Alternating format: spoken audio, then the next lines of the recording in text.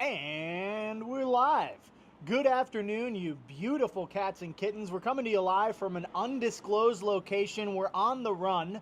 China is trying to spy on us using DeepSeek state SpyWare software technology. It's very high tech. Robots were coming after us, so we fled, and we're now on the run having a coffee, which is very refreshing. It's helped me stay energized and awake.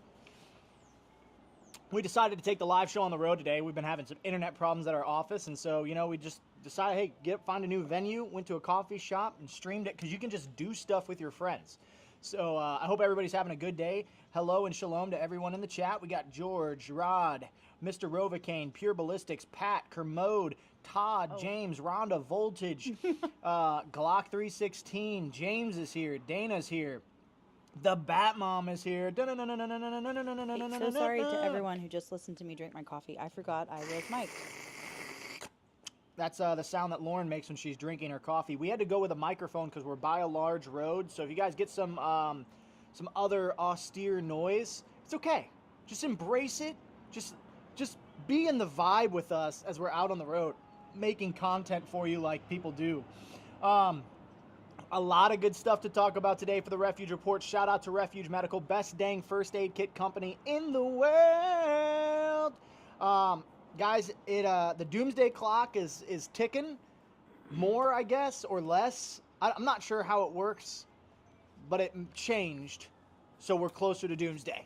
But fun fact, actually, every day we get closer to quote-unquote doomsday. It's not doomsday. I don't believe in doomsday. There is no doom, because Christ is going to return, which is the good thing. Yeshua, the Messiah, the true living King, he's coming back every single day. We get a little bit closer. That's how math works. It's now 89 seconds to midnight. Whatever that means. Whatever that means. Threat level midnight. Threat level midnight, 89 seconds away. Everybody get ready. So yeah, that's happening. All these apps spy, but this new one is far more robust and isn't restricted from speech laws. It's also open source. Not sure what the worry is. I don't know. I ain't scared of no ghosts. Joke's on them. I didn't use AI. So it affects me 0% in my life. But we'll talk about it. We'll talk about it. Mr. Rovacane made the astute observation. It's AI that's replacing AI. Can't believe it, What a world. The robots are replacing the robots, and these robots are worse than the other robots that were created by robots. We live in a science fiction novel. How many Will Smith movies do you think we're going to see come to fruition? I Am Legend, anybody? I Am Cancer Legend. Vaccine? So what came first, I, Robot or I Am Legend? Ooh, I think it was I, Robot.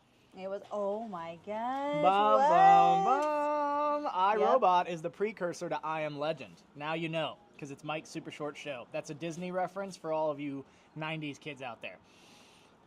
Dude, if it's midnight, I'll be sleeping. Yeah. 89 seconds to midnight. Sounds like I'm past my bedtime. It sounds like a rip-off band name, like 90 Seconds to Mars. Yeah, 89 seconds to midnight. Yeah, how unoriginal, guys. Good grief. These guys stink. Guys, share the show. We got a bunch of good news that's coming to you. We are going to talk a little bit about first aid and answer some questions in terms to Refuge Medical, the best dang first aid kit and training company in the world. We try to get you guys all the good gear and all of the good content as fast as feasibly possible. We got the staple, the OG, the Red Bear Fac right here. For those of you who don't have a Red Bear Fac, this is actually our most life-saving kit. So this is used more than any other kit that we sell in terms of life-saving, rendering life-saving aid. So we've got a ton of lives saved with this kit right here. Not just that, you can also just render basic first aid out of it. So you get a splint, or you need to cut, or you get cut and you need to, render aid to that. This is what you need. This is kind of all encompassing. It works really well in the vehicle, works really good laying around the house. This is a high quality, well-made piece of life-saving gear right here. It is HSA and FSA approved. So, if you were trying to spend that HSA money so that way you can use the money you earned and was put into a savings account, you can use it on stuff you'll actually use, not on, fake medical stuff like, I don't know, what do people spend their HSA money on? Dumb stuff. I don't know. I don't have an HSA account, so. But all the same. And we're going back. Wow. Boom, just like that. I've been away for a bit, getting our new 5-acre homestead ready to move to. Sending some love to Doug, that is freaking awesome. Congratulations, Monk. Dude, that is awesome. Have you heard anything about these winter boots on TikTok? The wife been saying it's a legal sale of firearms. Nope, don't know anything about that.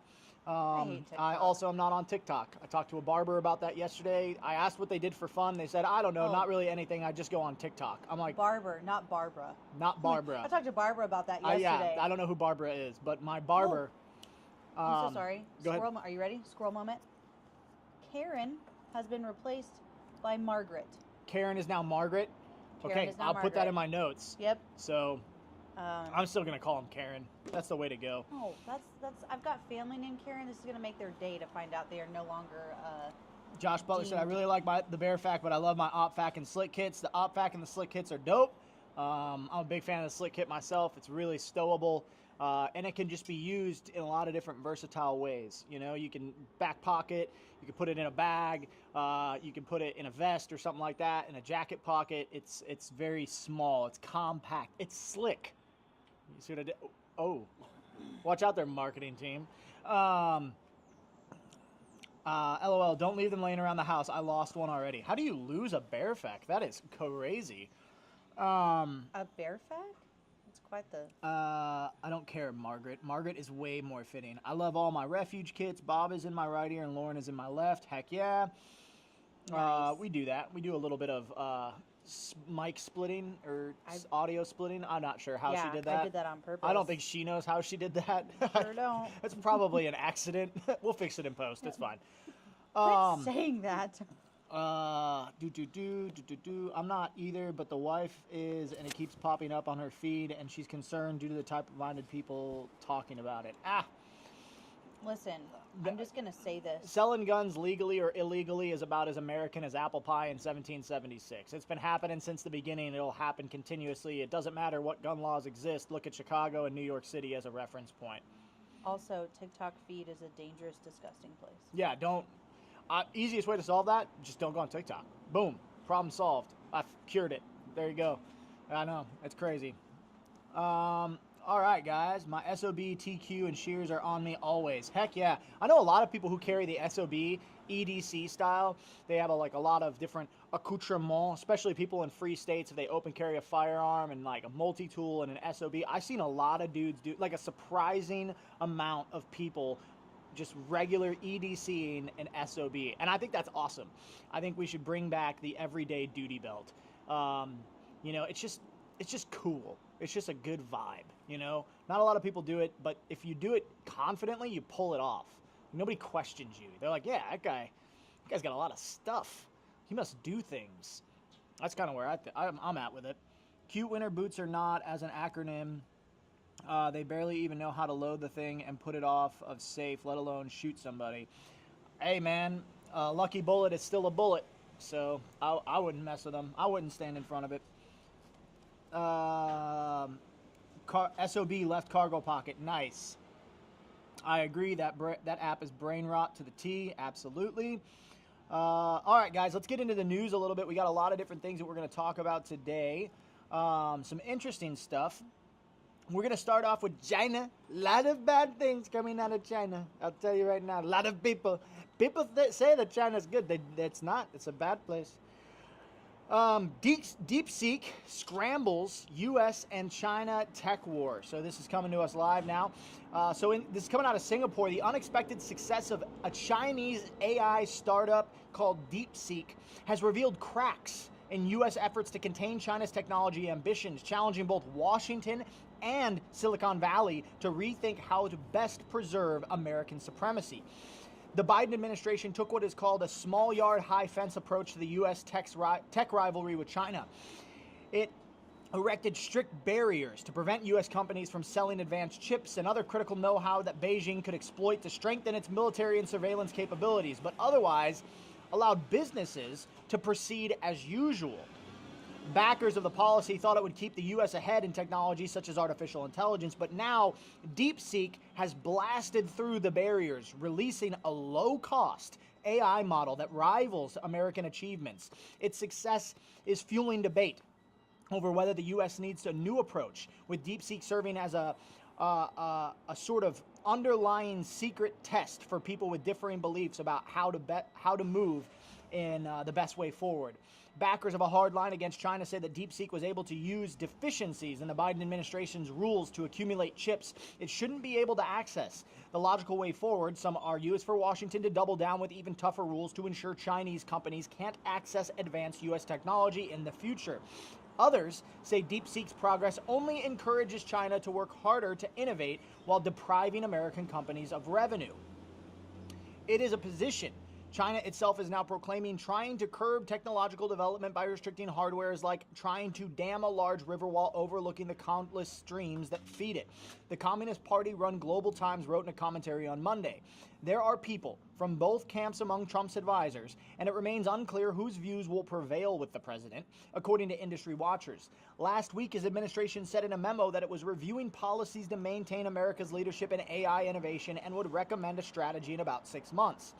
"I'm confident in the U.S., but we cannot be complacent," David Sachs, Trump AI and cryptocurrency czar, and one of the 3 Trump officials leading his AI strategy, wrote in a post on X. He noted that Trump had already rescinded a Biden executive order that required AI developers to report the results of safety tests on systems that posed risks to U.S. national security.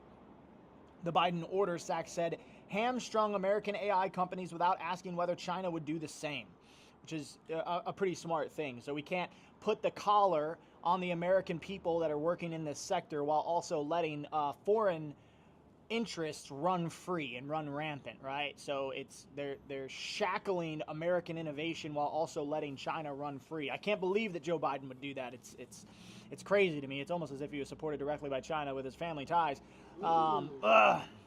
Sorry, coughed there. But DeepSeek's breakthrough also gives the China hawks and Trump administration more ammunition to push their views, said Stephen Feldstein, a senior fellow at the Carnegie Endowment for International Peace.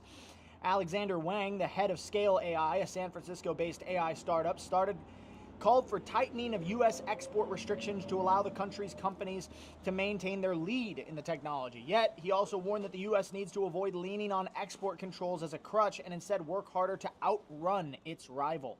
DeepSeek is a wake-up call for America, but it doesn't change the strategy, Wang wrote on X. Ultimately, the U.S. just needs to out-innovate and race faster. Trump could tighten the screws through additional restrictions on China's access to semiconductors or by requiring chip companies to add the ability to track the location of the export-controlled semiconductors, according to Matt Pottinger, a deputy national security advisor in the first Trump administration who is now head of research for Garnet Global. U.S. officials could also slap stiff penalties on companies to deter them from undermining the controls. So the interesting thing about DeepSeek, this chatbot AI app, which hurdled past OpenAI's ChatGPT to take the #1 spot in the App Store recently, helped wipe $1 trillion in market value off of the stocks, such as AI chip giant NVIDIA. Trump referred to it as a wake-up call. Prominent venture capitalist Mark Anderson described it as a Sputnik moment, evoking the Cold War tech competition between the U.S. and the Soviet Union.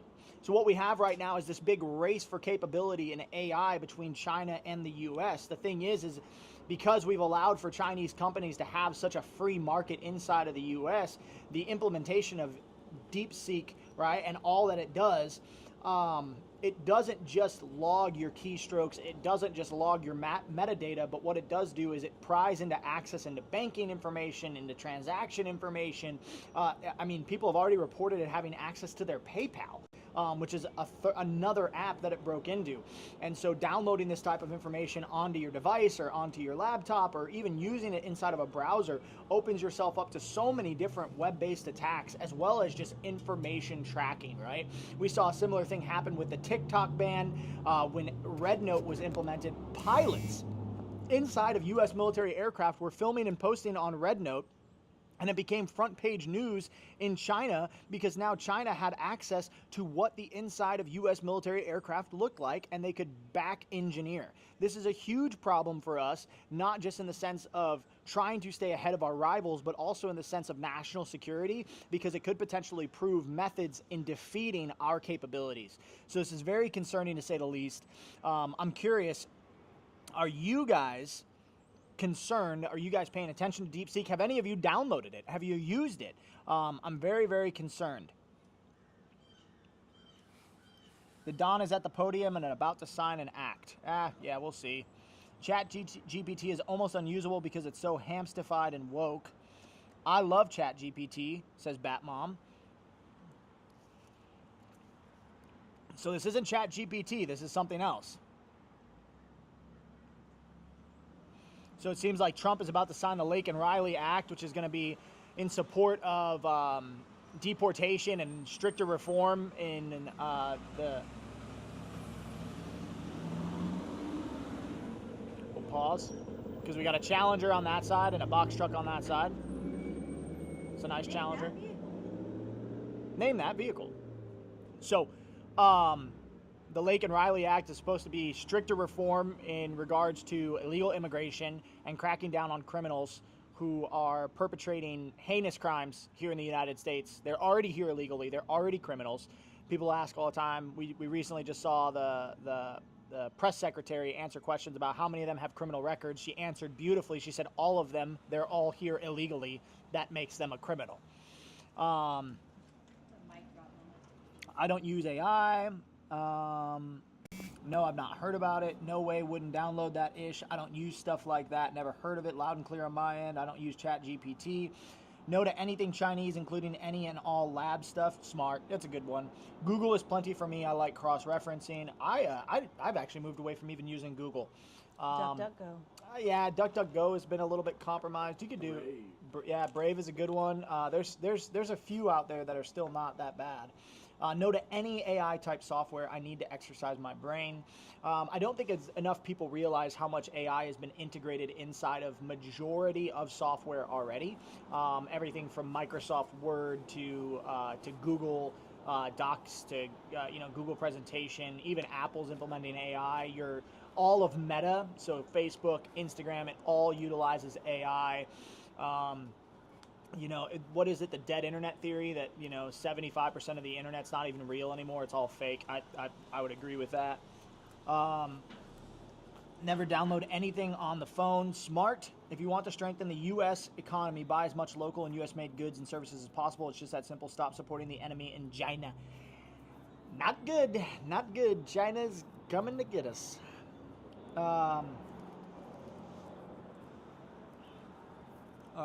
Yeah, guys, go hit that thumbs up button, right? Beartron, here's one such U.S. company, Refuge Medical. Speaking of U.S. companies, have you heard of Refuge Medical? They make the best dang first aid kits in the world. Here's a bear fact. Oh, wow, look at that. That's well made. That's well assembled. That smells like freedom. Is that Eagles?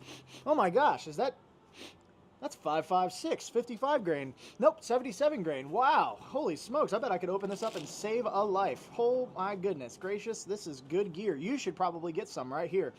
This will help you fight the deep state, deep seek overlords when they come to steal your dog.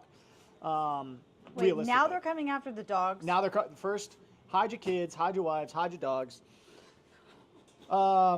I really feel like as a society, we should try and take a step back from technology. Joseph, I'm with you. I really am. The Industrial Revolution and its consequences. I just bought a few more supplies from you guys to go along with my bear fact. Nice, Tobias. Loved it.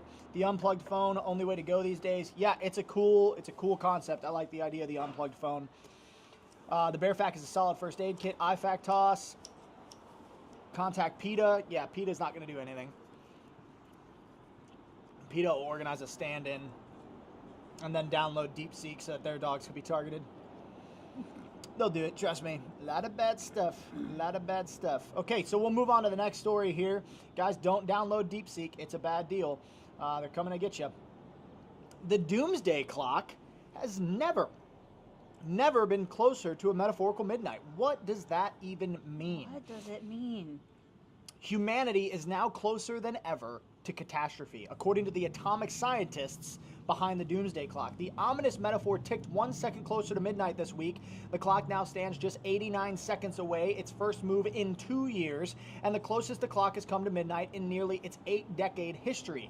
The 2025 clock time signals that the world is on a course of unprecedented risk, and that continuing on the current path is a form of madness, announced the Bulletin of Atomic Scientists, the non-for-profit organization that sets the clock each year. The group meets annually to assess how close humanity is to self-destruction based on 3 main factors: climate change, nuclear proliferation, and disruptive technologies, artificial intelligence. This year, it cited continuing trends in multiple global existential threats, including nuclear weapons, climate change, AI, infectious diseases, and conflicts in Ukraine and the Middle East. It also pointed to the spread of misinformation and conspiracy theories as a potent threat multiplier that undermines public discourse in general and about these very issues. While these threats are not new, the scientists said that despite unmistakable signs of danger, national leaders and their societies have failed to do what is needed to change course. Don't worry, they didn't give any recommendations on how to change course. They are particularly concerned about the US, China, and Russia, countries they say have the collective power to destroy civilization and the prime responsibility to pull the world back from the brink. The bulletin hopes that the movement of the clock secondhand, as incremental as it may seem, will serve as a wake-up call to world leaders. National leaders must commence discussions about these global risks before it's too late. Reflecting on these life and death issues and starting a dialogue are the first steps to turning back the clock and moving away from midnight. It's not impossible. The clock has moved both backward and forward since its creation in 1947. The clock that they created. The clock that they created. That moves. That moves when they move it. It moved. We don't know why. Ooh. Spooky clock. The Bulletin of Atomic Scientists was founded in 1945 by a group of Chicago-based scientists who had worked on the world's first atomic bomb and wanted to educate the public about the consequences of nuclear weapons. Early editions of the Bulletin started out as a collection of articles, and editors eventually decided to package them as a magazine with an eye-catching cover. Bulletin member and artist Martel Lansdorf was tasked with coming up with the illustration. Lansdorf, who was married to the Manhattan Project physicist, sketched out a few ideas, including a clock counting down to the exchange of nuclear weapons. It was a rather realistic clock, but it was also the idea of using a clock to signify urgency. She set the original hands at 7 minutes to midnight because it looked good to my eye. Great. The clock graced the cover of the 1947 Bulletin and remained its iconic image ever since, even as threats it considers and the placement of the clock's hands have changed over time. The threat levels and the threat levels themselves have evolved. The Bulletin has repositioned the clock hands 26 times since 1947. It first moved from 7 to 3 minutes before midnight in 1949 after the Soviet Union successfully tested its first atomic bomb. At that time, the prospect of a nuclear arms race between the US and the Soviet Union was considered the greatest danger to humanity. We do not advise Americans that doomsday is near and that they can expect atomic bombs to start falling on their heads a month or year from now, the Bulletin warned. But we think they have reason to be deeply alarmed and to prepare for grave decisions. Throughout the Cold War, the clock periodically, that was a rough one, moved back and forth from 2 to upwards of 10 minutes to midnight, based largely on global conflicts and nuclear proliferation. Sorry, guys. Bob is just shaking his legs so fast that the table is squeaking. You just hear... My bad. The clock was its farthest from midnight, a sizable 17 minutes, in 1991, with the end of the Cold War and the signing of the Strategic Arms Reduction Treaty between the U.S. and the Soviets. The start of the 21st century brought new types of threats, however, from the aftermath of 9/11 to climate change, which the Bulletin began to consider in its clock-setting deliberations in 2007. The clock hit 2 minutes to midnight, the closest it had been since the 1950s, in 2018, due to what scientists described as a breakdown in the international order of nuclear actors and the lack of action on climate change. It dropped to 100 seconds in 2020 and 90 seconds in 2023, where it stayed until it's now reached its record level this year. While the doomsday clock has been criticized by some over the years as being alarmist and inaccurate, its operators maintain they are drawing a conclusion from events and trends, not trying to predict the future. So I want to hear it from you guys. Do you think that we are actually closer to a doomsday event? Do you think we're closer to nuclear war or infectious disease outbreak or AI taking over and harnessing the robot powers to come and steal your dog? What do you guys think? This guy has better facial hair, but the Refuge Live yesterday was a much nicer lady. Yeah, well, hey, you'll have that. You'll have that. You can call me a lot of things. Just don't call me late for dinner. That's hilarious. That's a much nicer lady. Much nicer lady. Doomsday Clock. Brought to you by the same folks who brought to you the Y2K catastrophe and 2012 end of life event. Moment for Y2K. Oh, gosh, remember 2012, the Mayan calendar? Oh yeah, they were like, man, this is it, guys. Sorry, but they predicted it. So deuces. See you later. They just couldn't. You better turn your computer off at 11:59 because Y2K is gonna happen. It's gonna happen. All the computers are gonna go down. Everybody better start prepping. That was the first thing I'd never. Well, I was like 13, but that was my first experience with a prepper. For those of you who do not know what Y2K is, it was simply the fact that computers did not have a 2000 setting. They went to 1999. They were like, "Oh my God, the world's gonna end. What are we gonna do?" They were like, none of the computers are gonna work because the calendar didn't have 2000 on it, and it was crazy. And they couldn't program. They couldn't make something to fix it. Yeah, it's kind of like the moon. We can't go back because we don't have the same kind of tinfoil anymore that we had before. Makes sense. I was hoping 2012 was real. Day of, I was working at a bank and stayed close to the vault just in case. 2012's real. You're like, I'm going to rob this bank because money is going to still matter. Classic. We're right in the timeline where Yeshua wants us to be right now. Based answer. Always closer. Just still living the same life I was living before. There you go, lamppost. Newsflash, no man will know the day, no man will know the hour, and that's the time we really need to be ready for. Have your lamp ready. Yeah. Based. Yah will decide my fate. Until then, I will do the things. The clock would stop. Why did we believe it? Yeah. Y2K allowed me to pull the biggest practical joke on my girlfriend at all time that I've ever been able to play. Gosh, dude, could you imagine you just, turn your power off on Y2K? Oh, that'd be so funny. Oh, gosh. You just, leave a bunch of, you leave, a set of your clothes just on the floor. Like you got vaporized. That would be hilarious. I'm here for the practical jokes. Not for the money involved because it could withstand the sky falling. Ah, I see AOE. That's smart. I'm tracking. Mr. Robocaine said distractions. Yeah, absolutely, right? So look at the left hand. Look over here. Look, Doomsday Clock. Ah, scary. Oh my gosh. Come on, guys. We're not going to fall into this. We're going to be prepared. We're going to be, active members in our community. We're going to help the people around us, whether that's rendering aid, whether that's offering, prayer and support, whether that's, showing up when people need you, feeding the homeless, taking care of the poor, all these things. That's what we're going to do because we're going to be a light in this dark world. The world wants darkness, but that's not us. We're a lamp, right? And so that's what we're going to continue to do. We're going to continue to be a light unto the world so that people would know the love of God, that they would know that the Most High, Yahuwah, our Creator, loves them so much.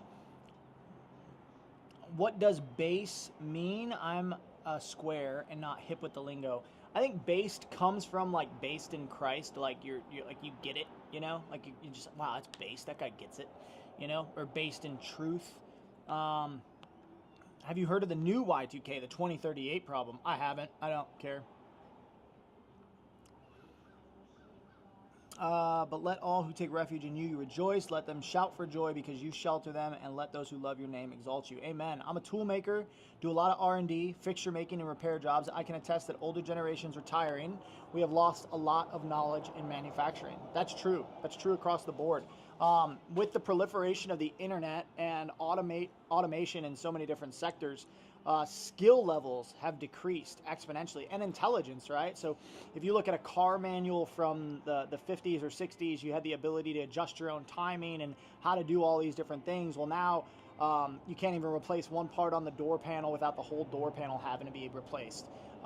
It's very, very interesting to see the shift in our culture and the shift in the average American's mindset. Texas Tea, I love your toast. Me too. But it should take 3 to 8 years to recover that knowledge or make it up, not 20 or more. Hopefully.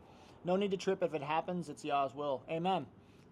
Was active duty during Y2K. They had all of us spun up. Why? They couldn't tell us, but DEF CON 1 and shut up. Dang, that's crazy. The world is a cube and will end February 2nd, 2222. I don't know. That seems like a I'm gonna go ahead day. and say it's not a cube. Yeah. Not convinced. I haven't seen good support of the cube theory. February 2nd, that sounds like a day, and I don't think anybody's going to know the day. I got that on good authority. ABT.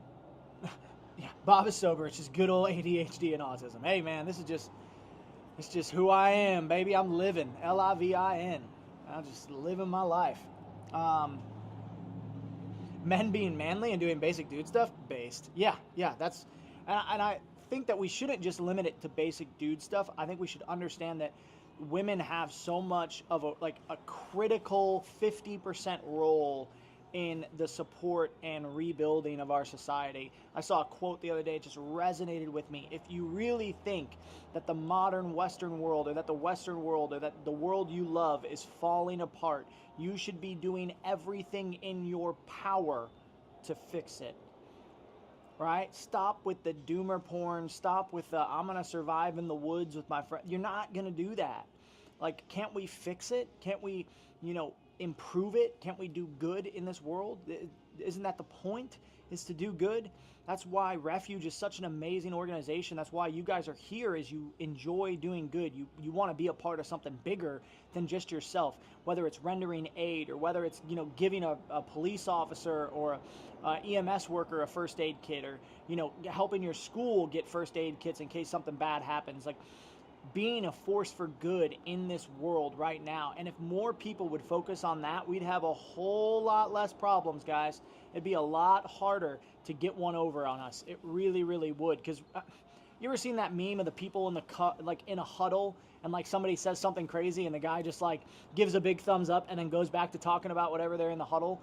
That's what we could be. We could really not pay attention to the nonsense party, and we could just keep doing cool stuff, man. Whether it's Grindstone going out on deployments helping people affected by disasters, Caleb House restoring people who have been trafficked, whether it's Refuge saving lives while in service to the Father's kingdom, whatever it may be, you guys can also be a part of these types of organizations, or form your own and really get after it and make a positive difference in this life.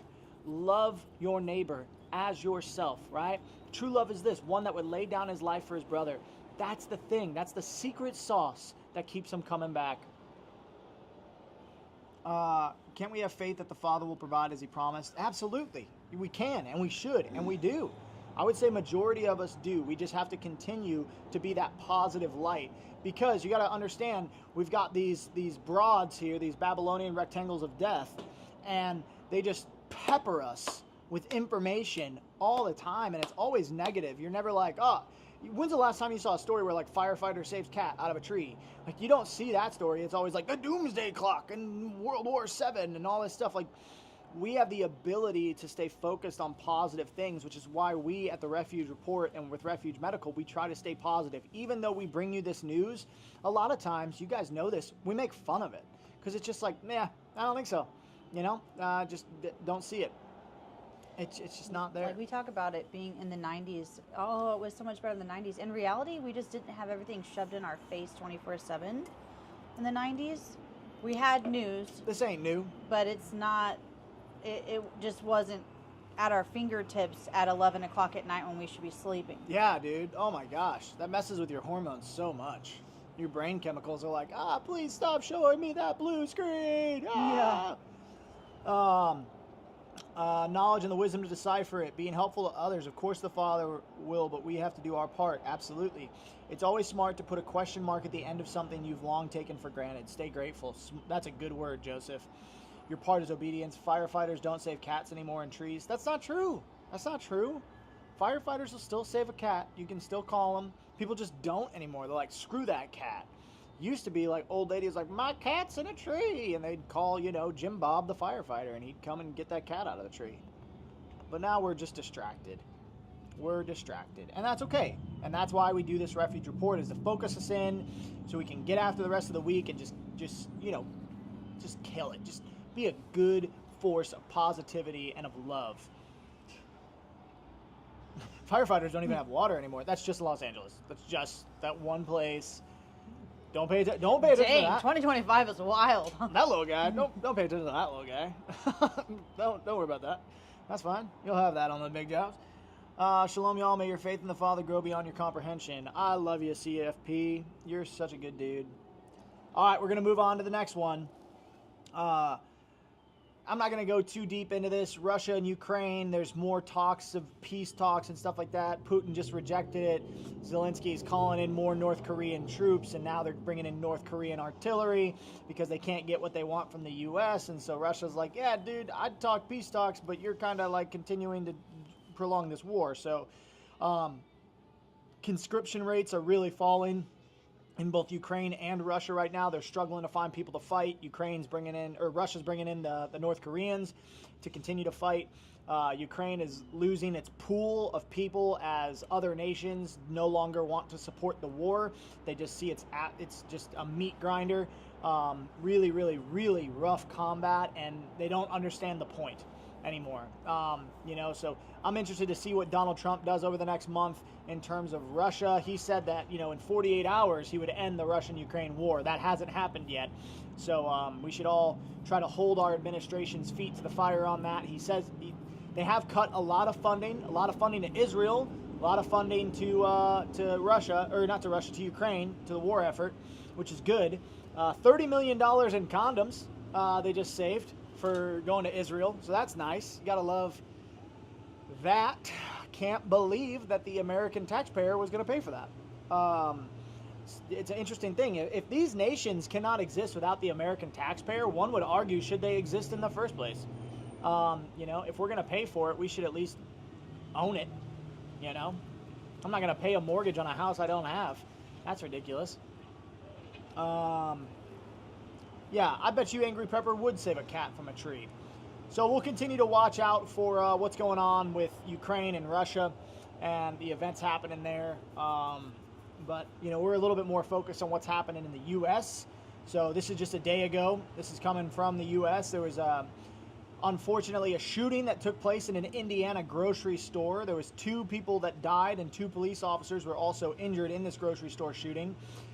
2 people were killed and 2 police officers were injured on Monday after a shooting at a northern Indiana grocery market.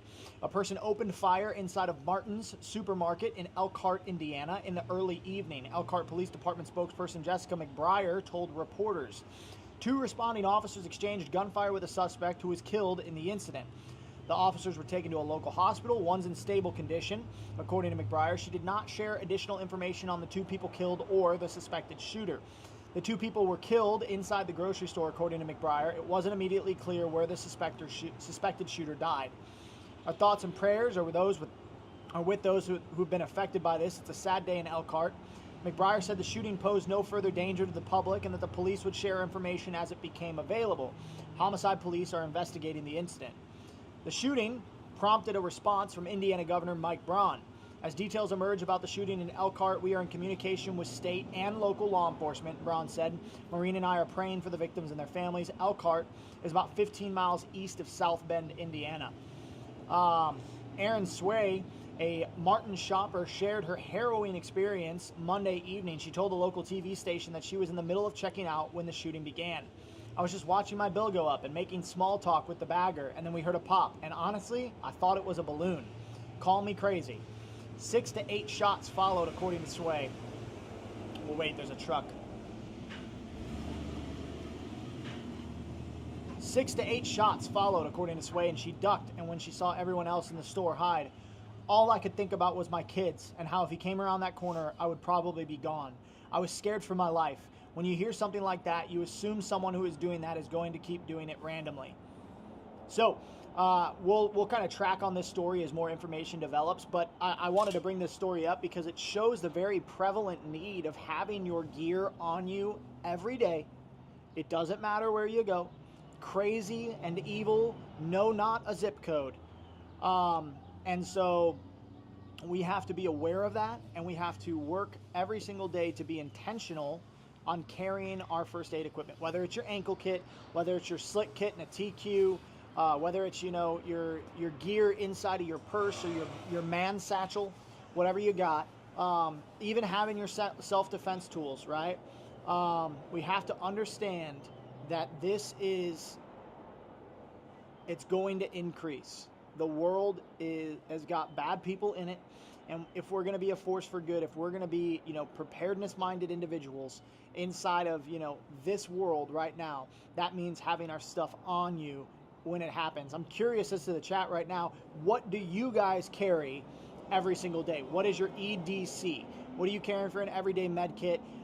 Is it your, is it an ankle kit or a slick kit, or what is it going to be, OG Survivor Man, always espoused keeping your gear on your person at all time. Yeah, that's the deal, guys, right? So even on me right now, I'll show you. I got my ankle kit, I'm at a coffee shop. I'm in a small town coffee shop. It's very nice, very quaint. You don't know. You don't know if one of the baristas that work at this coffee shop have a crazy boyfriend that's on drugs and they broke up and she was trying to get away and he just walks in being crazy. You don't know that. And so I just carry this stuff on me just to be smart. Do I need to use it often? No, seldomly. Seldomly do I have to use it. However, I have it on me just in case. It's smart, right? So what are you guys carrying every day? I'm curious as to the chat and what you guys got. I got a couple of sets of combat gauze, some chest seals, some flat duct tape, some gauze, a tourniquet, my shears, Sharpie marker, all right here on my ankle, ready to go, right? So what are you guys carrying? Bare Min on my get home bag and OpFac in my work bag. Yeah, but do you carry that on you every day, right? Because think about the people in that grocery store. Were they able to go to their car really quick, and I got to get to my, get to my stuff really quick in my car and then I'll be back. Like, that wasn't the case. Guys, you really don't have a lot of time, especially with a massive bleed, right? Ankle kit, there you go. Low-key prepper gets it. Hodgepodge, a BPK and desk kit and a bear fac. Do you carry that on your person, though? That's what I'm really trying to, drive home, is this idea that you have to carry on your person. On your person. EDC depends on how I'm dressed. Slick and soft tee with shorts. Ankle kit if long pants. Smart. So that's a good, we'll stop right there for a second. Rue, that's a really good point, because you got to have different capabilities for different settings, right? So people will buy multiple pistols depending on what they're wearing. So they'll have, oh, it's winter, so I have more layers, so I'm able to carry a full size. Oh, it's summer, I carry a compact, all that stuff. Fixed blade versus folding knife, and they have these options, but we don't think about that with med gear as much. I have different options. I'm in basketball shorts, or I'm in, just shorts working around the house. I'm still going to have a TQ and some gauze on me. Just don't know, right? Then I got it on my person. I'm able to stop a massive bleed and buy myself that time to get to that hospital, that higher level of care. So be thinking about that in your lines of preparedness, guys. It's great to have a bear fac. That's where I started. I had a first aid kit in the car, but then I really started to realize, oh man, I probably won't have time to run to my car. I just probably won't, right? 365 fuse, weapon mounted light, red dot, ankle kit, Spyderco, Leatherman. Nice, dude. AOE, that's a super sick EDC. SOB and TQ and shears. I think Texas T does carry that on him too, if I remember. He's a Beltline guy.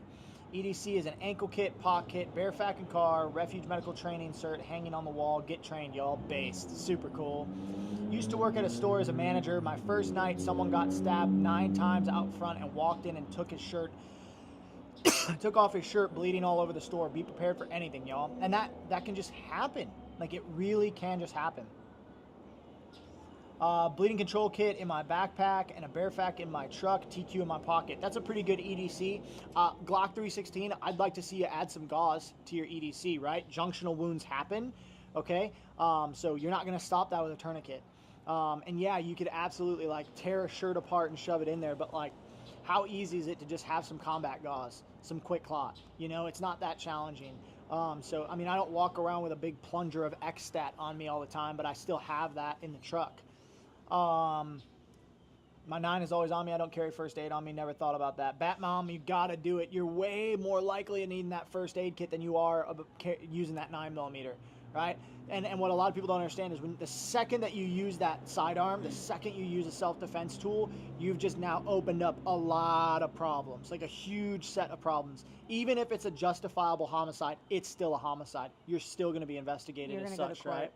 And likely. So your gun's going to get taken. You might get arrested momentarily, all that stuff. And so it looks really good if you render aid, even if it's to somebody who was a bad guy, right? It looks great. You know, it looks really bad if you're constantly on your social media saying, "I'll just shoot them if I'll they just do shoot this. them. I'll just do this." I'll just 'Cause kill you know what them. that makes it look like? Like You it's were, premeditated. you wanted to. You were wanted looking to for do it. somebody to kill. You guys can't do Yeah, that. you got to think about how you're perceived. You really do.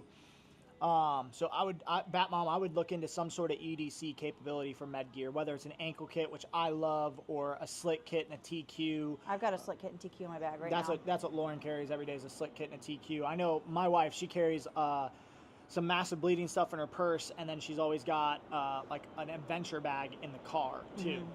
Bearfact 3.0 in the truck with a Mossberg Shockwave, Springfield Hellcat on my person with backup magazine and a tourniquet.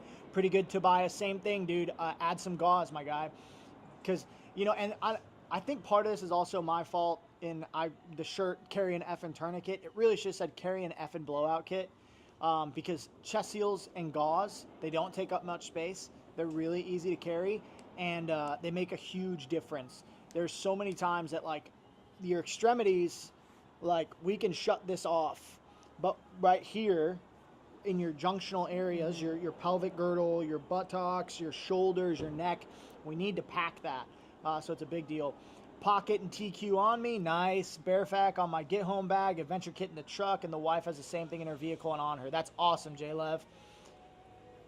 I guess it depends on how I'm dressed. Usually Cat 7 and gauze. Nice. Chest seal, quick clot, gloves, and a wallet kit along with a cat tourniquet always on me. Nice, Linda. Between my EMT training and what I learned through basic training in the Army, I'll use my belt as a tourniquet. I'll pull something off the shelf and use it packing material if I need to. Tobias, man, I've seen that, right? So I've seen people say that. I've now taught probably close to 1,000 people on basic first aid. I've had, I'd say, 20 to 30 people say that exact sentence. I always do the same exact thing to them in class. I tell them to do it. Like, go ahead, make your belt a tourniquet right now. And then I put a clock on it, and they're never able to stop the bleed. They might be able to slow the bleed, but they're not able to stop the bleed. And as a famous general once said, a plan to improvise is a plan to fail. And so $30 gives you the capability and the tool, right? So you already know how to use a tourniquet, right? I can makeshift a tourniquet super easily. I don't want to, right? Like, it's the same reason I can win a fist fight, but I still carry self-defense tools on me, right? I might be able to overpower somebody with a gun. I also might not be able to. I might be able to stop that bleed. I also might not be able to. And so having the right tools, if you're an EMT, you should understand, even if you're just an EMTB, which is an awesome cert, you should understand, man, like, the right tools make a big difference. Like, we can use a lot of different, like, improvised medicine exists, but improvised medicine is sketchy, right? Because your efficacy and your effectiveness go way down. What's the difference between a slit kit and a POC kit?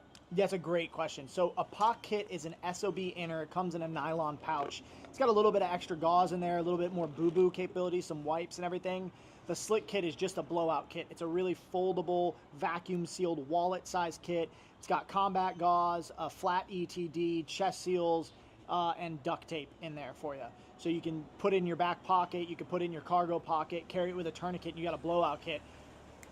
Toot sweet. Knowledge is always on me, supplies not so much. Sometimes you have to make do with what you have in your environment all the time. I agree, Tobias. I totally get what you're saying there, my friend. I personally, I just want to put all the odds in my favor, right? So if I can improve my environment, if I have the ability to carry these tools, and I do, it's easy. It really is easy to carry these tools. That's a big thing what we do. We try to make it as easy as possible, whether it's the ankle kit, slit kit, friggin' POC kit, all these different EDC options. We try to give you guys the most comfortable way to carry, right? Because I see all the times people carry extra magazines and knives and multi-tools, and it's like, dude, majority, like 90-something% of civilian involved shootings never require a second magazine. But everybody carries that, but it's challenging to get people to carry a tourniquet. And so I'm really trying to, like, just speak to you honestly and genuinely. Even if you buy it from somewhere else, just buy real gear. Obviously we want you to support Refuge. We're an American-made company focused on saving lives with American force here. But yeah, Hold on, dude. Stop bleeding for a moment. Gotta go look at my car for this stuff and save your butt. Be back in 4 to 7 minutes. Don't die. Yeah, that's the thing, Batmom. I want the ankle kit bad. It's on my short list. Dude, the ankle kit is, it's the bee's knees. It's always like push the notify button because it comes in And goes. and then it's gone. It goes, man. That is a popular kit.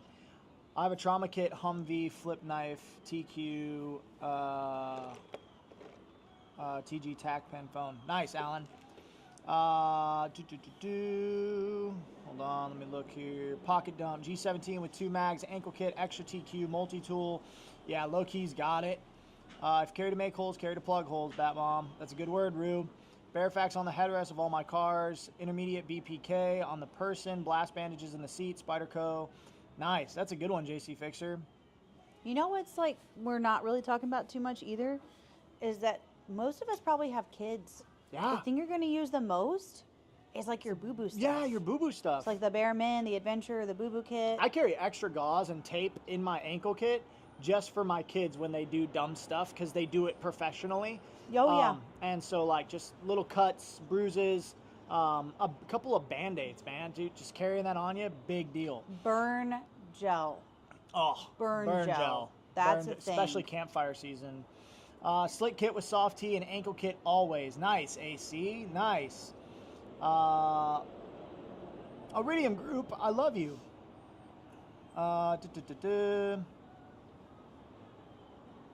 Jelly Bean Sig, Extra Mag, Streamlight, Knife, TQ, Ankle Kit, Torch, Picture of Bob. Nice. AVT, I have a picture of you in my wallet too. If I get pulled over, I just say, hey, this is my dad. And they're like, whoa, I don't want any problems. And they leave me alone.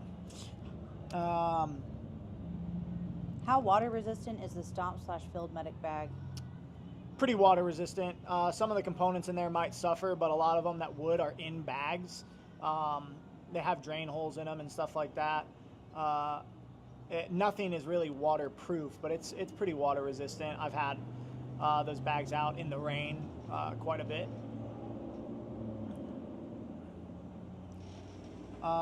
You have to use a stick or some kind of tension device while using the belt. Yep, 100%. I kind of think in the aspect of sooner or later you may run out of material and you have to make do with what you do to get the life saved. Yeah, for sure. But like, at least start with some material. You're like, I'm going to run out of material eventually, so I'm just not going to carry any. That's like, I'm going to run out of food, so I'm just not going to get any food. I'm going to run out of bullets, so I'm not going to carry any bullets. There's a flaw in that logic, and this isn't me attacking you. This is me loving you. Like, I'm honest with people I love, and Tobias, you seem like a really cool dude, and I think the name Tobias is awesome, and so I'm just being straight with you. Carry your gear, bro. Plus, you're an EMT, dude. You're more qualified than most people to carry that gear. You can actually make a huge difference and save a life. Seriously. Having to improvise is wasting moments that could be used in grabbing the right tool and saving a life. That's true. People want to seem cool with a gun instead of realistic with a first aid kit and save a life. That's a great word, Joseph.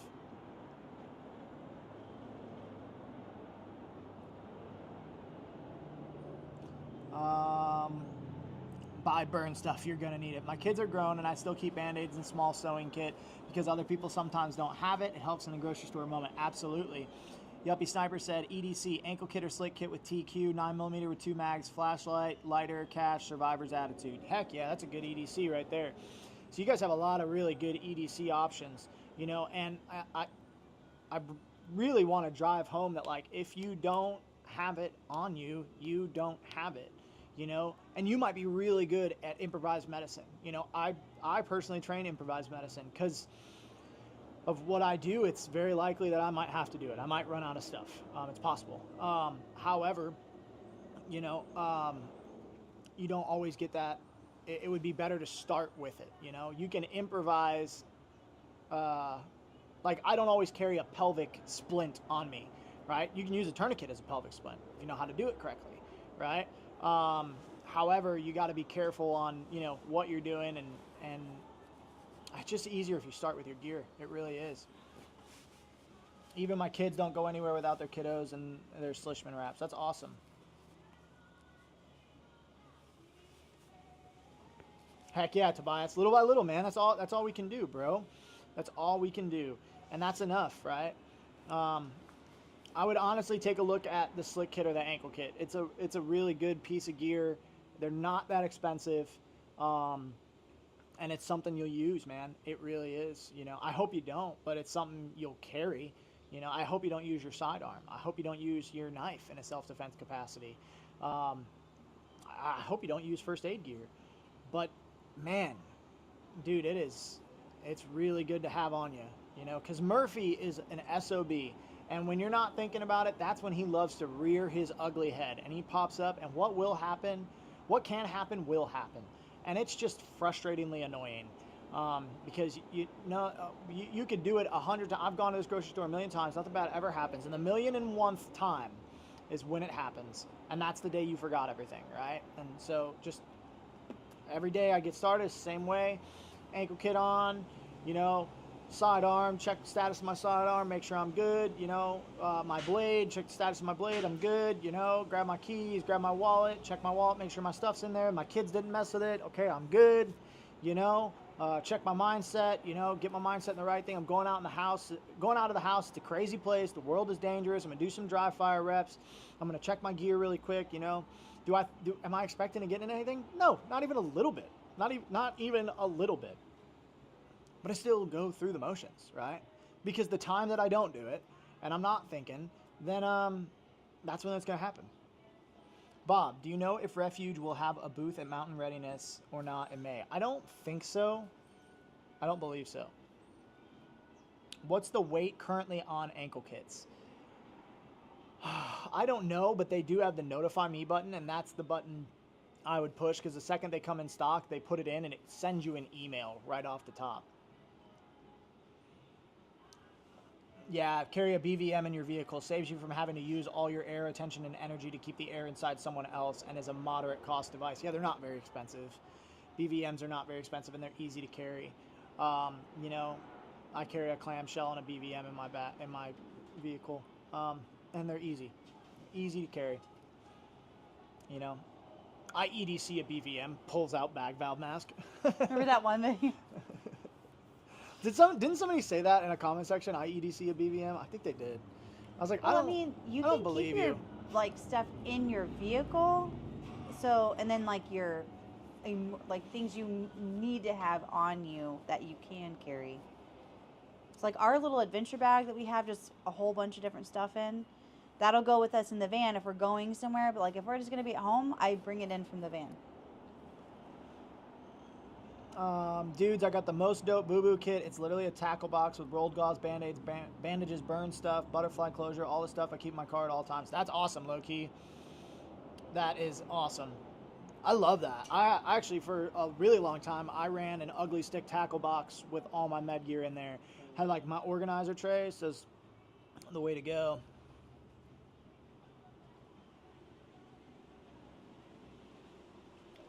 I mean, Tobias, I always have extra tourniquets, so I don't think that's a wrong move. I mean, it's just something to prioritize, you know, moving forward. You've got a tourniquet in every room, and you forget to wear one. And you've got one in every room. You're just like, oh, look, my bathroom tourniquet. I don't carry a pantry tourniquet. I think that's crazy. No, I don't what? care. If I carry it on me, it's in every room that I'm in. Like, but ta-da. what if you forget to carry it on you? Joke's on you. I don't do that. Dude, isn't it crazy to hear trucks nowadays? They like sound like, They're batteries. That's a truck. That's a truck.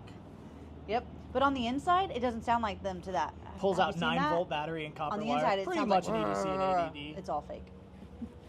Anyway, sorry, squirrel. All right, we're going to move on to the next news story here. This is interesting. We got a couple that are this is all related for our final news story.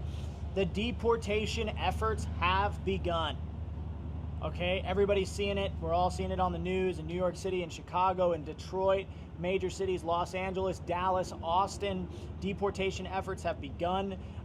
ICE agents are receiving daily quotas on how many people they have to arrest. Absolutely astonishing from an insider. ICE agents have a weekly quota for the amount of arrests they have to make. They have stopped, I can't say that. They're working with multiple different agencies to effect these arrests as well as to effect usage of apps that were prior employed to track down people. That doesn't exist. So all these sanctuary city apps and all these different things are now being used against them. Hilarious, classic. You know, definitely very interesting.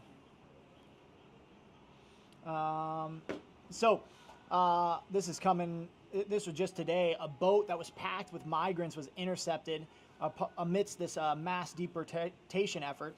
Even as Trump's administration's mass deportation of undocumented migrants was unfolding, the U.S. Coast Guard announced that it intercepted a boat packed with migrants off the California coast. A 40-foot panga-style boat attempted to smuggle migrants in the United States was stopped by 2 Coast Guard cutter crews Monday night about 20 miles off the coast of San Diego. The boarding teams discovered 21 individuals aboard the panga. Initial interviews revealed that all the individuals claimed Mexican nationality, although subsequent checks identified 2 passengers as Guatemalan and Salvadorian.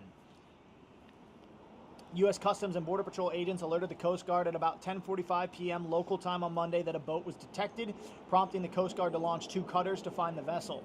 The human smuggling boat was intercepted while it was traveling north about 40 miles south of the maritime boundary line, according to the Coast Guard. The individuals aboard the boat were brought to shore, turned over to the custody of BP, or Border Patrol, and which was a joint effort with the Coast Guard. These operations highlight the coordinated efforts between agencies to secure our maritime borders. The Coast Guard has reported a 400% increase in smuggling cases along the San Diego coast since 2018, including almost 150 cases in just the last 3 months. Monday's incident came amid a massive nationwide crackdown on undocumented migrants ordered by President Donald Trump. U.S. Immigration and Customs Enforcement, ICE, has rounded up thousands of migrants this week in raids across the nation, including in New York City, Chicago, and Miami. In one New York City raid, ICE agents arrested a 25-year-old purported Venezuelan gang member wanted in connection with a home invasion and kidnapping in Aurora, Colorado. Which is good. These are bad dudes. Not super cool guys. The White House says it is targeting migrants accused of violent crimes. But when asked by ABC News at a press briefing Tuesday to clarify how many migrants detained in sweeps had criminal records as opposed to those who were only in the country illegally, White House press secretary answered all of them because they illegally broke our nation's laws and therefore they are criminals with are criminals and are involved in illegal activity. New York Democrat Governor Kathy Hochul addressed the raids during a news conference this week, saying, "My understanding is they had specific names of people who had committed crimes, serious offenders, and those are exactly the people that we want removed from the state of New York." So the raids continue on.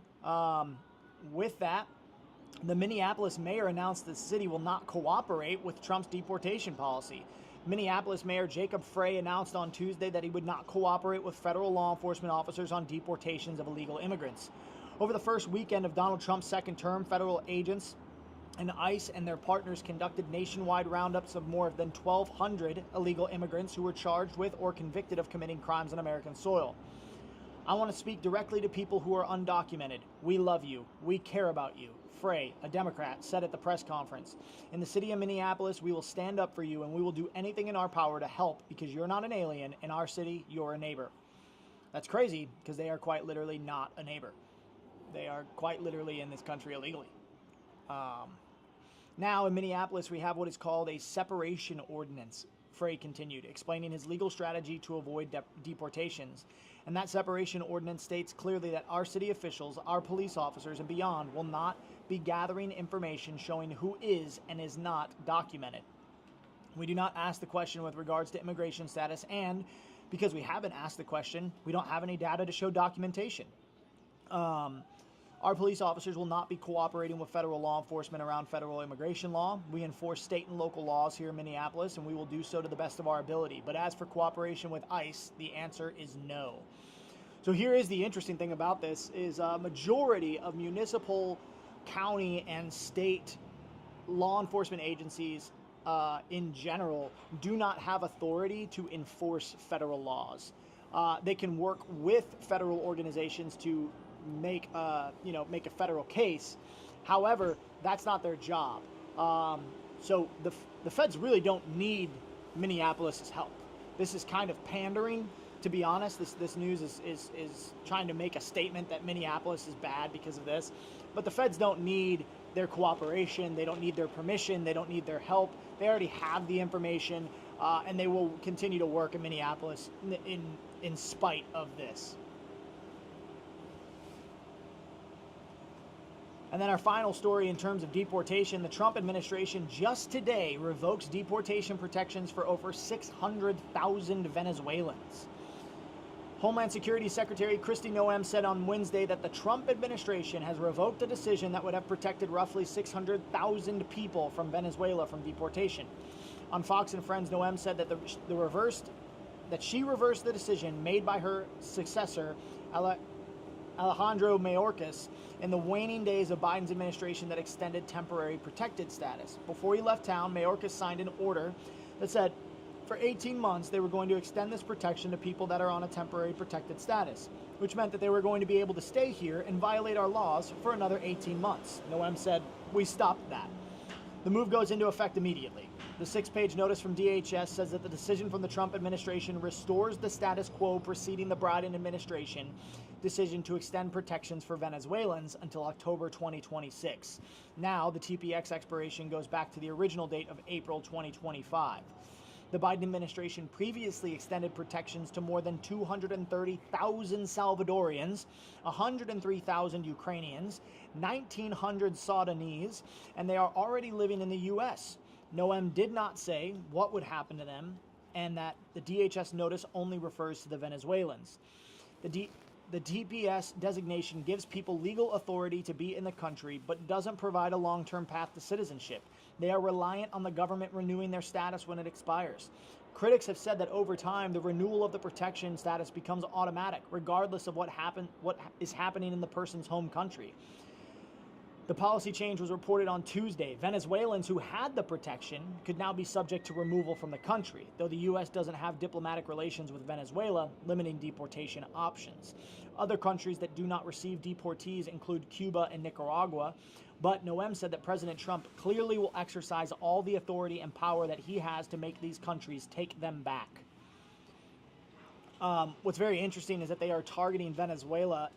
As many people know, Venezuela is one of the most violent has one of the most violent gangs that have been operating here in the United States, seizing multiple apartment complexes, city blocks, and other areas in the country. It is a very, very serious situation for not just law enforcement, but for citizens of those areas.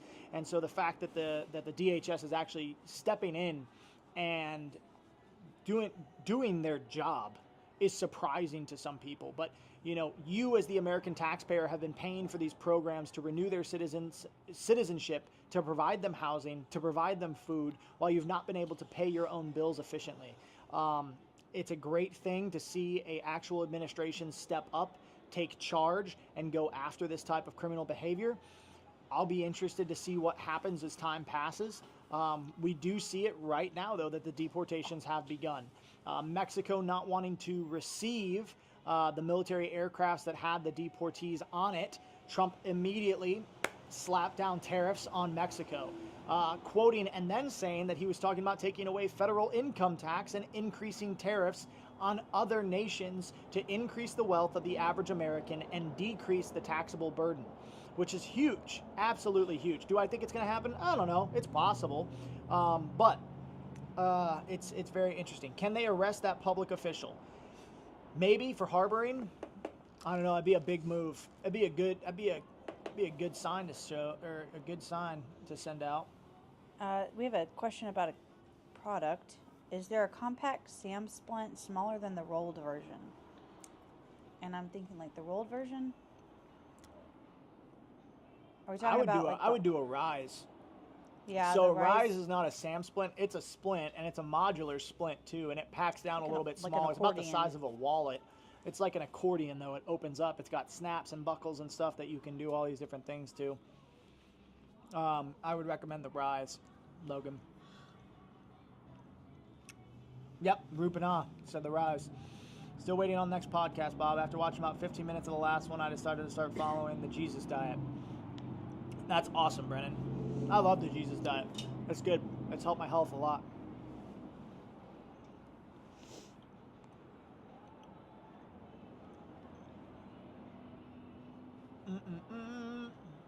Well, guys, that's all the news that we have for today. We got a couple minutes here. We can do some questions. If you have any questions, go ahead and throw them in the chat below, and I'll do my absolute dangest to answer them for you.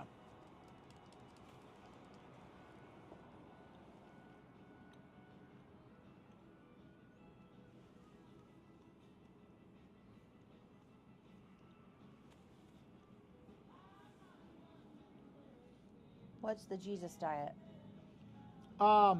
AOE, the Jesus diet is eating the same things that Jesus did. So Jesus ate in accordance to Leviticus 11. So it's in the Bible, it's in the first 5 books, you can see it. So you have Genesis, Exodus, Leviticus, Numbers, and Deuteronomy. So in Leviticus, God lays out what is food and what isn't food, and Jesus perfectly adhered to that. And so a lot of us usually do it. Like, we don't eat people, we don't eat dogs, stuff like that. There's some things that a lot of Americans eat that Jesus wouldn't have eaten because they're just not food. And usually it's like bottom feeders, so like catfish or shrimp or lots pork. Lots of toxins, lots of really negative Yeah, a lot of those stuff. animals have toxins and they have parasites. They're super parasite heavy. Oh, yeah. And so my health increased quite a bit when I started keeping the Jesus diet. So I eat a lot of beef and chicken and sheep. And then, like a lot of vegetables, fruits, and bread, a lot of unleavened bread. We eat a lot of tortillas, a lot of naan, stuff like that. We don't do a ton of like super dense bread. I mean, my wife makes some sandwich bread and some sourdoughs and stuff like that, but usually we try to keep it to flat breads. It's just a little bit healthier for the gut, helps a lot, a little bit easier. And I just saw like a ton of really good health benefits. Bob, are you guys still seeing supply chain issues like before for med equipment? From my perspective, it seems to have calmed, but was curious about from the commercial perspective. It depends on certain stuff. So like when Hurricane Helene hit, we had a really big rush on IV supplies, fluids, and tubing. And it goes through seasons. Like certain things will happen and you'll see like a big rush. So like right now, some gauzes and some chest seals have been challenging, but we continue to work really hard. Refuge has amazing individuals. DR and Britt do a phenomenal job in making sure that stuff is stocked and that you guys have what you need. And the sew shop's working super hard to get caught up. The sew shop is working round the clock. Like Those guys are gangsters. Those machines. I mean, they don't work they sleep. They don't work at night. They do sleep. We allow them to sleep. A couple hours. But then we're like, 30 let's to 70 get back minutes, to it. and then they're back at it. Just cranking. So, yeah.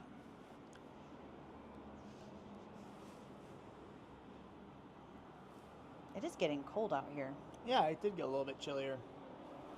Pork free since 2023. I've seen a lot of people have like really net positive health effects of switching to the Jesus diet.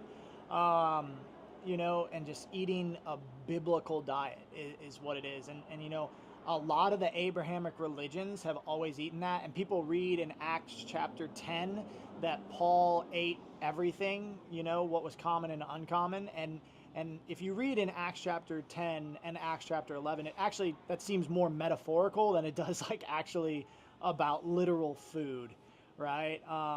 Because technically, per the Bible, you would be unclean until evening if you ate something that was unclean, like an unclean food, like shrimp or pork or something like that. And I mean, I've seen people have all their eczema go away. I've seen people have autoimmune issues decrease. I've seen people be able to conceive finally. And I think a lot of it had to do with the fact that they had a really high parasitic load that their body didn't know how to deal with. One of the biggest food allergies is shellfish. Yeah. That's like one of the most prominent. Yeah. Don't eat the water roaches. Yeah. Ugh. He knew what he was doing when he was like, hey, this is a good thing to eat. This one's not. Yeah, there's a reason. People get really wrapped around the axles, especially bacon. Bacon is worshipped in our culture, which is very interesting. Like the Baconator, bacon on this, bacon bits, bacon salad, all bacon. It's a very interesting thing. Not very good for you. It just isn't. And there's beef bacon and sheep bacon and turkey bacon. There's a bunch of different options. And I don't know. a lot of things are probably taste or feel good when you ingest them, but you shouldn't. Like, we all agree meth is bad. Word. And so I don't know. There's like a breakdown there somehow that happens. But I'll tell you what, I just have had a lot of positive results in it, and I recommend it. What? That's not in adherence with the New Testament. Biblical eating is Old Testament. Jesus fulfilled the dietary laws. Yeah, where does it say that, though? I'm not arguing with you. You also look all the way back to Noah. It says that he took 7 pairs of the clean or of the unclean and 2 pairs of the clean, which means prior to the law being given on Mount Sinai, there was a delineation between what was a clean animal and what was an unclean animal, and he did a sacrifice to Abba with a clean animal. So it goes so much farther back than the law. Yeah. It was like an understanding law. of what was food and what wasn't. What was food and what wasn't. And if you look at the scientific reasons behind it, pork has the highest parasitic load. They have absolutely no way to flush toxins out of their body. They do not sweat, so everything they take in, all the dead animals they eat, everything, they're literally garbage cans. They eat that gets absorbed into their meat, and then we eat it. Yeah, and that can't be good for us. I wanna like be a little bit specific here. I don't think this is like a matter of salvation. Yeah. I think that he says, follow me, right? Be righteous even as he is righteous in 1st and 2nd John, New Testament, right? So why wouldn't I do that? It's simple in my head, right? Like, it's an easy thing to be more like him. My body's a temple. Do not presume that I came to abolish the law of the prophets. I did not come to abolish, but to fulfill, is a quote from the Bible. Yeah, fulfill. The word there in Hebrew or in Greek is actually pleirachu, is embodiment, to be. Yeah. Fulfillment of the law, embodiment of the law, to be the law, to show us what it was to actually live and be the law, right? It's just like it says, shall we sin all the more so that grace can abound? No. The Lord forbid it. Well, what is sin, right? 1 John 3:4, sin is transgression of the law. Sin is lawlessness, right? What law? All that stuff matters, And so, I believe absolutely that he came to embody and fulfill the law. But it's a covenant, right? So somebody's got a med call. So I think to embody or to fulfill something doesn't mean to do away with. That doesn't. He actually says right before then, do not presume. It says you wrote it. It says, do not presume that I came to abolish the law or the prophets. So he's literally saying, I'm not coming to do away with the law.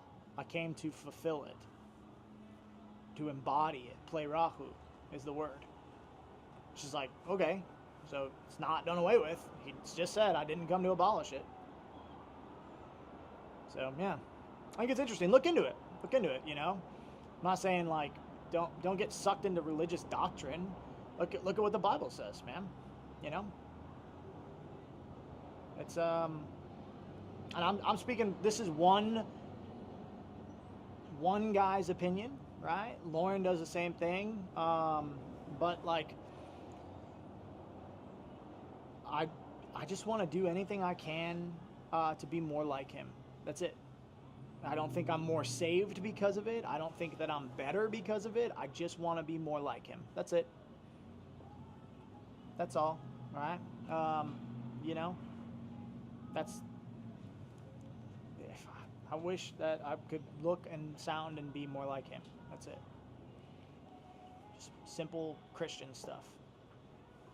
And the apostolic church, the early apostolic church, and the 100 to 200 to 300 AD realm all agreed on this. They were in agreement on that.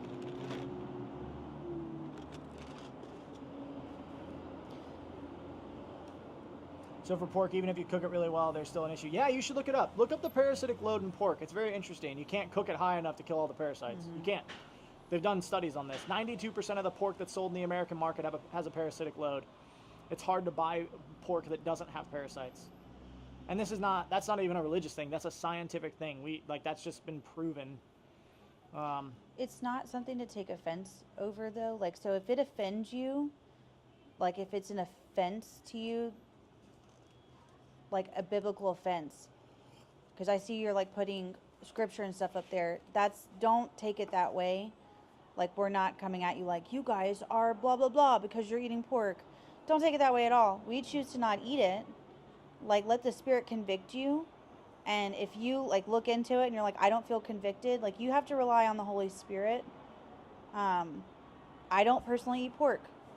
Not everybody in Refuge agrees on every single thing. I promise you we don't. No.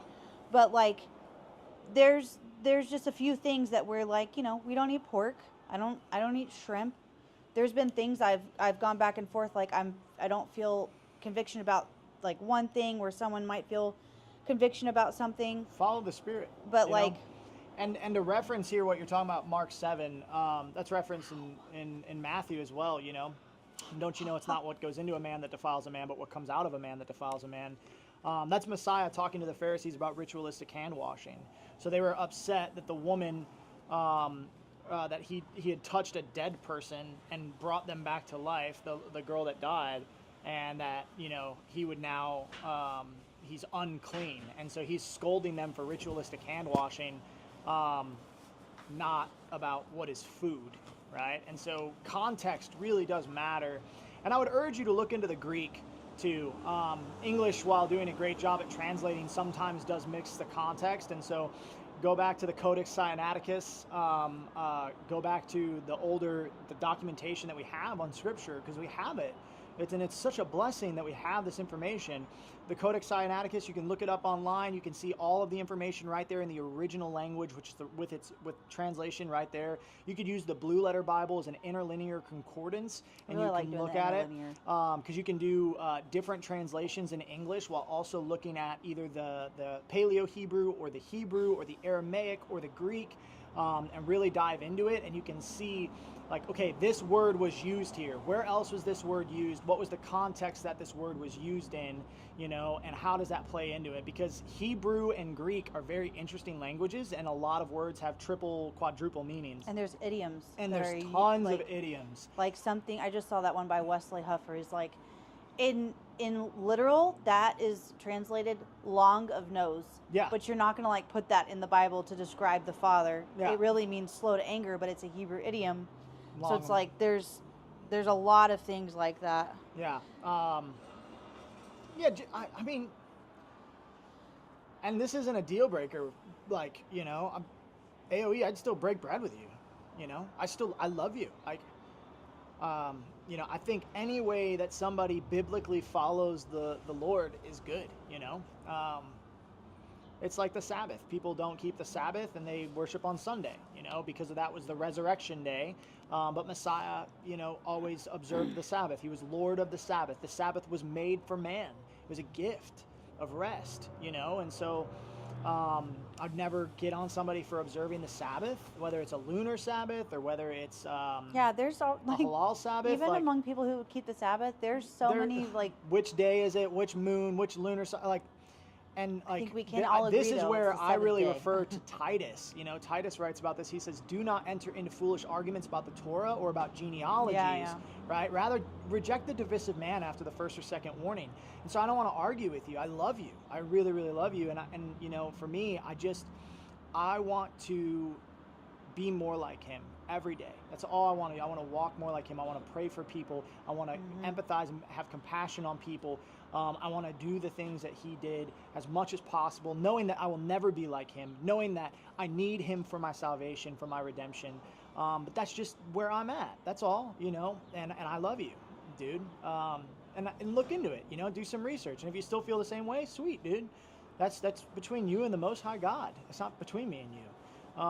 But if I had a brother or sister in Christ give me some information and I was, I fought it a bit, and they were like, well, why don't you look into this and that? I would still look into it, always.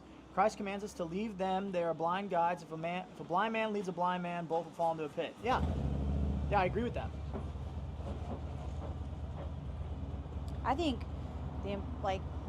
just aside from this subject, if you go out and like focus on his love and being that love to other people, sometimes we want to get focused on so many different things, but there are people out there who are so lost, who need Messiah, who need his love, and need to know that they're loved in their brokenness and they can still come to him, you know? So Well, I'm not, AOE, I'm not telling what people eat is a sin. I'm saying I follow the Jesus diet. I'm not telling people they sin. Scripture will tell you what sin is. That's why I reference Scripture, 1 John 3:4, New Testament doctrine. Doesn't matter on the translation. You can look it up, my friend. I'm not trying to spread heresy or false doctrine or anything like that at all. I love the Lord, and I love you. I'm literally not telling you that.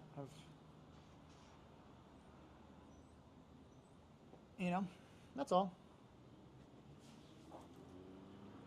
Heck yeah, Tobias. I do a similar thing.